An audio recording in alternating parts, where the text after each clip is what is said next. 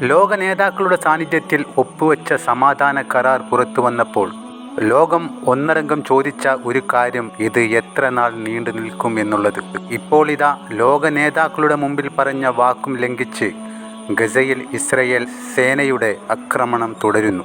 സമാധാനം പുലർന്നുവെന്നുറപ്പിച്ചതിന് പിന്നാലെ പലായനം ചെയ്ത ഫലസ്തീനികൾ വീടുകളിലേക്ക് തിരികെ യാത്ര തുടങ്ങിയ വേളയിൽ അവരെ ലക്ഷ്യമിട്ട് ഇസ്രയേൽ നടത്തിയ ഡ്രോൺ ആക്രമണത്തിലും വെടിവെപ്പിലുമായി 9 നിരപരാധികളായ സാധാരണ ജനങ്ങൾക്കാണ് ജീവൻ നഷ്ടപ്പെട്ടത്.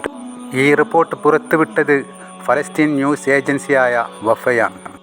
അമേരിക്കൻ പ്രസിഡന്റ് ഡൊണാൾഡ് ട്രംപിൻ്റെ മധ്യസ്ഥത, രാഷ്ട്ര നേതാക്കളും പങ്കെടുത്ത ഉച്ചകോടിയിൽ സമാധാന കരാറിൽ ഒപ്പുവെച്ചതിന് പിന്നാലെയാണ് ഈ നടന്ന ആക്രമണം. തിങ്കളാഴ്ച അർദ്ധരാത്രി മുതൽ ചൊവ്വാഴ്ച ഉച്ചവരെ ആയപ്പോഴേക്കും 9 പേർ കൊല്ലപ്പെട്ടു.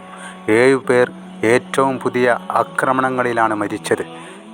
വെടിനിർത്തൽ പ്രാബല്യത്തിൽ വന്നതിന് ശേഷം ഇതുവരെയായി 250ഓളം മൃതദേഹങ്ങളാണ് രക്ഷാപ്രവർത്തകർ ഗാസയിലെ തെരുവുകളിൽ നിന്ന് കണ്ടെത്തിയത്.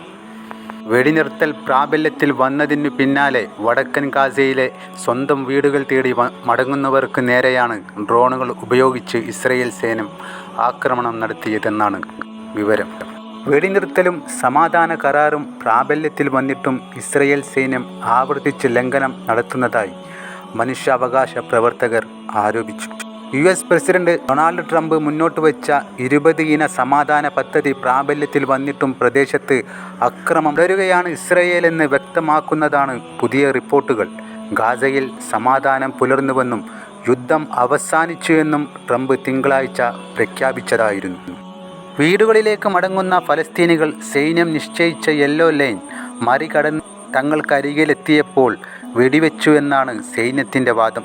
എന്നാൽ വെടിനിർത്തൽ പ്രഖ്യാപിച്ച് സൈന്യം പിന്മാറിയെന്ന വാർത്തകൾക്കിടയിലും സ്വന്തം വീടുകളിലേക്ക് മടങ്ങുന്ന ഫലസ്തീനികളെയാണ് സൈന്യം ലക്ഷ്യമിട്ടതെന്ന് എക്സ് പ്ലാറ്റ്ഫോമിലെ വിവിധ പോസ്റ്റുകൾ നമ്മളെ സൂചിപ്പിക്കുന്നു. പിറന്ന മണ്ണിൽ ജീവിക്കാനാകാതെ പലായനം ചെയ്തു പോയ ഫലസ്തീനികൾ ഇനി നിങ്ങൾക്ക് സമാധാനം നൽകാം എന്നു പറഞ്ഞ് വിളിച്ചു വരുത്തി നിർദ്ദയമായി കൊന്നൊടുക്കുന്ന ഇത്തരം വാർത്തകൾക്ക് യാതൊരന്ത്യവും ഇനി ഭൂമിയിൽ ഉണ്ടാവില്ലേ?